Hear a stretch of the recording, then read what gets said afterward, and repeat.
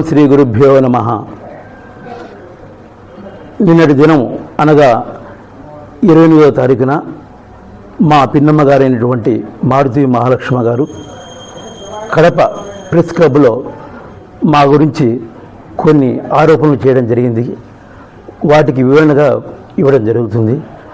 ఈ మఠాధిపతి నియామకం న్యాయస్థాన పరిధిలో ఉన్నందున ఆ విషయాల గురించి మేము మాట్లాడదలుచుకోలేదు.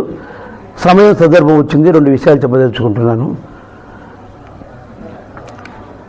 ఇప్పుడు మా పైన లేనిపోయిన ఆరోపణలు చేసిన మారుతి మహాలక్ష్మ గారి పైన మాకు ఎటువంటి దురుద్దేశాలు కానీ ఎటువంటివి లేవు. మహానివేదన మందిరంలోనే ఉంటున్నాము. అక్కడ సీసీ కెమెరాలు కూడా ఉన్నాయి, వాటిని కూడా పరిశీలించి చూడండి. ఆమెను ఎప్పుడు కూడా మేము పిన్నమని సంబోధనతో గౌరవిస్తూ ఉన్నాము. కానీ ఈ విధంగా ఆరోపణ చేయడం అనేది మాకు చాలా బాధ వేస్తుంది. అందులో ఈ కోర్టు పరిధిలో ఉన్న విషయాన్ని గురించి మాకే నామినేటెడ్ పీఠాధిపతి అయిన విషయాన్ని గురించి కూడా పలుసార్లు వరుసకు బావైనటువంటి పాలప శ్రీనివాసులు గారు గత 3 సంవత్సరాల నుండి, అంటే మా నాన్నగారు శివైక్యం చెందిన తర్వాత నుండి ఇప్పటి వరకు ఉదయం 6 మొదలు రాత్రి 11 వరకు మా గురించి లేనిపోని ప్రచారాలు సోషల్ మీడియాలో జరుగుతున్నాయి. ఈ మధ్యకాలంలోనే మహాశివరాత్రి వేడుక సందర్భంగా ఫ్లెక్సీ వేయడం జరిగింది. ఆ ఫ్లెక్సీలో పాలప శ్రీనివాసులు గారు మఠాధిపతి నియమించబడ్డ పీఠాధిపతి శ్రీ గోవింద స్వాముల వారు అని చెప్పి వేయడం జరిగింది. ఆ విషయం మాకు తెలుసుకొని వారిని అడగడానికి వెళితే వారు వచ్చేసి ఆయన పీఠాధిపతి, మీరు ఏం చేసుకుంటారని 10 మంది వాళ్ళ మనసులతో మమ్మల్ని దాడి చేయడం జరిగింది. ఇవన్నీ మేము మనసులో ఉంచుకొని మఠం ప్రతిష్ఠ దెబ్బతింటుందని మీ కేసు కూడా పెట్టడం కానీ ఎటువంటిది ఏం జరగలేదు. కాబట్టి వాళ్ళకు మంచి హృదయాన్ని కలిగించి ఆ భగవంతుడు ఆ వీరబ్రహ్మేంద్ర స్వాముల వారు కలిగించాలని కోరుకుంటూ సెలవు తీసుకుంటున్నాను. సత్తు ఓం శాంతి శాంతి శాంతి. నమస్కారం.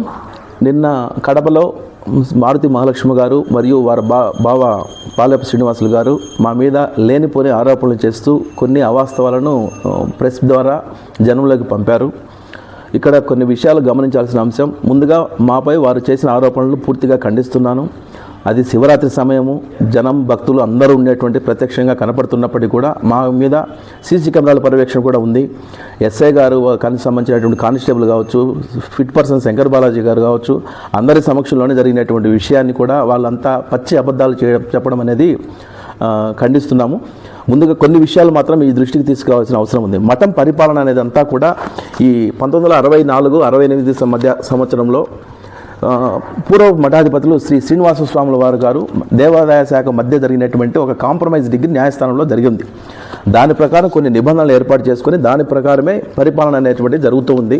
మీకు ఈ కాపీ ఇవ్వడం జరుగుతుంది. అందులో 6వ నిబంధనని మీరు పరిశీలించినట్లయితే మఠాధిపతి తొలగించిన సమయంలో లేదా మఠాధిపతి మరణించిన సమయంలో, అంటే బ్రహ్మైక్యం అనే పదం వాడచ్చు, ఆ సమయంలో మఠాధిపతి కుటుంబ సభ్యులు వెంటనే ఆ మహానివేదన మందిరాన్ని ఖాళీ చేయవలసి ఉంటుంది. అయిన ఆ ప్రకారము మే 21వ తేదీ, మే 8వ తేదీ తర్వాత మారుతి మహాలక్ష్మి గారు కూడా ఈ మహానివేదన మందిరాన్ని తక్షణం ఖాళీ చేసి, వారికి ఆల్రెడీ గృహం మఠాధిపతి గారు కట్టించారు, అక్కడికి వెళ్ళాలి. కొత్త మఠాధిపతి వచ్చిన తర్వాత వారి కుటుంబ సభ్యులు ఇక్కడికి వస్తారు. అది పద్ధతి. ఎప్పటి నుంచి? దాదాపు మఠాధిపతిల ప్రక్రియ ప్రారంభమైనప్పటి నుంచి. దాన్ని వైలేట్ చేస్తూ వారు అక్రమంగా ఇక్కడే ఉంటూ పలు వివాదాలు, ఒకటి కాదు, విరజానంద స్వామి వారు, అంటే ఇక్కడ అచలానంద స్వాముల వారు, వారి మీద కూడా ఆరోపణలు చేసి మళ్ళీ తప్పని క్షమాపణలు చెప్పినారు. శంకర్ బాలాజీ గారిపై చాలా ఘోరమైన ఆరోపణలు చేసి దాన్ని విత్డ్రా చేసుకున్నారు. ఇప్పుడు మళ్ళీ మా మీద. సో వాళ్ళు ఎంతసేపు మఠంలో వివాదాలు చేస్తూ కాలక్షేపం చేస్తున్నారే తప్ప మఠం ప్రతిష్టను కాపాడాలనేటువంటి ఉద్దేశం మారుతమ్మ గారికి అస్సలు లేదు. దాన్ని మేము పూర్తిగా ఖండిస్తున్నాం. వారు బాధ్యతగా ఉండాల్సిన అవసరం అయితే ఉంది. నా మీద ఆరోపణలు చేయడం కూడా నేను పూర్తిగా ఖండిస్తున్నాను. రెండవ ముఖ్యమైన విషయం, గతంలో జరిగినటువంటి మీ అందరికీ తెలుసు, ఆల్మోస్ట్ అందరూ వాట్సాప్ గ్రూపుల్లో ఉన్నారు. పాలప శ్రీనివాసులు గారికి ఉదయం 6 గంటలు లేచినప్పటి నుంచి రాత్రి 11 వరకు మా ఇద్దరి మీదనే వాళ్ళకి దృష్టి. ప్రతిరోజు అబద్ధాలు చెప్తూనే ఉన్నారు. నేను ఆల్రెడీ ఆ డాక్యుమెంట్ కూడా పెట్టాను.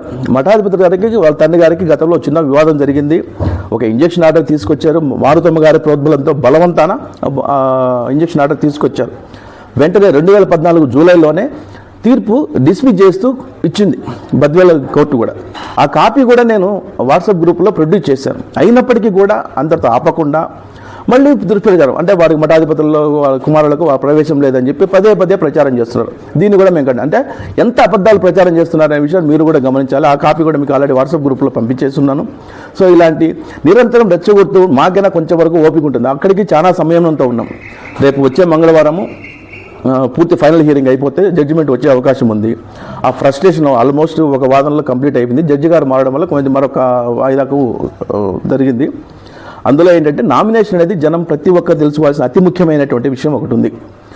దేవాదాయ శాఖ ధర్మాదాయ శాఖ చట్టం ప్రకారము మఠాధిపతి తన వారసుడిని ఎంపిక చేసేటువంటి హక్కు ఉంది. ఆ ప్రకారం వారే స్వయంగా నామినేషన్ చేసి ధార్మిక పరిషత్తుకు పంపి ఆమోదం పొందించుకోవాల్సినటువంటి అవసరం అయితే ఉంది. అది మఠాధిపతి గారు చేయలేదు. దాన్ని మేము గౌరవ హైకోర్టులో కంప్లీట్ ఎవిడెన్స్తో సహా, కనీసం వీళ్ళు పంపినట్టు ఆధారాలు కూడా లేవని మేము డాక్యుమెంట్ ఎవిడెన్స్తో సహా పెట్టి ఉన్నాము. ఆ ఒక్క అంశంలోనే వారు న్యాయస్థానంలో ఓడిపోతారు. ఆ నామినేషన్ చేశారు అనే పదమే వాడకూడదు, ఎందుకంటే అది నామినేషన్ కాలేదు. కాబట్టి ఆ పదాన్ని తీసుకొచ్చి అదే పనిగా ఫ్లెక్సీ పెట్టి వివాదాన్ని ఆద్యం పొంచి పోషించింది కేవలం పాలేపల్లి శ్రీనివాసులు గారు, వారిని ప్రోత్సహిస్తున్న మారుతమ్మ గారు. ముందు వారు వివాదాలు చేయడం మానుకొని ఈ మఠ ప్రతిష్టను కాపాడాల్సిందిగా కోరుకుంటున్నాం. థ్యాంక్ యూ అండి.